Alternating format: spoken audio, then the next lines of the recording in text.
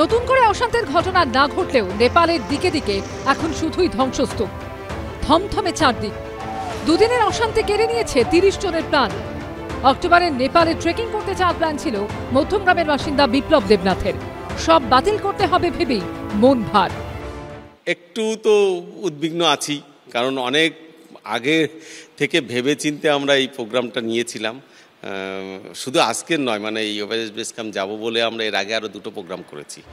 Plan বাতিলে মন খারাপ পাটুলির দীপরাজ দাস থেকে যাদবপুরের বৌকড়িয়ারদের।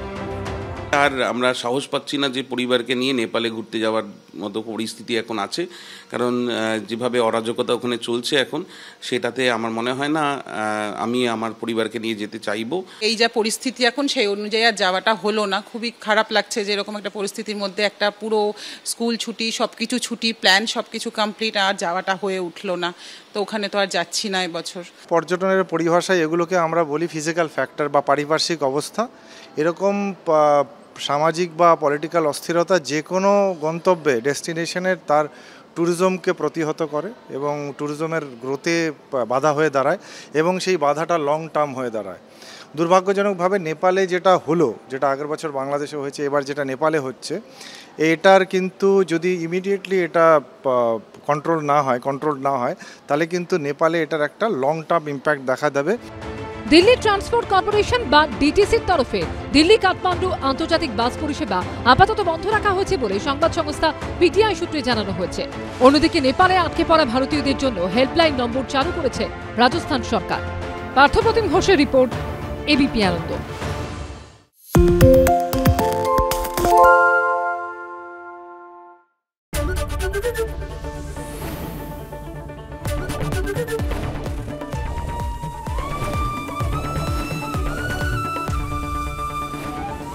এবিপি আনন্দ, এগিয়ে থাকে, এগিয়ে রাখে।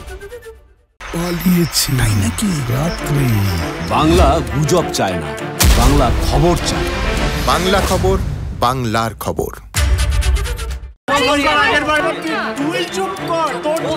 বাংলা ঝামেলা চায় না, বাংলা খবর চায়। বাংলা খবর, বাংলার খবর। সত্য অন্তহীন, সত্যের খোঁজও তাই, সত্য সন্ধানে তাই আমরা অক্লান্ত, অকুতভয়। এবিপি আনন্দ নতুন ভাবনার প্রতীক, যা মনে মুক্ত, তথ্যে যুক্ত এবং যাবতীয় সীমানার বাঁধন থেকে মুক্ত। সীমা না শব্দটির মধ্যেই লুকিয়ে আছে মানা শব্দটি, যেন চোখ রাঙানি এক অদৃশ্য বেড়াজাল, যা আটকে রাখে আমাদের এক ছোট্ট গণ্ডির মধ্যে। একমাত্র সঠিক খবরই গড়ে তুলবে এক মুক্ত সমাজ। সেই জগৎ গড়ার লক্ষ্যে কোনো সীমানার ঠুকুটি আমরা মানব না। এবিপি আনন্দ, এগিয়ে থাকে, এগিয়ে রাখে।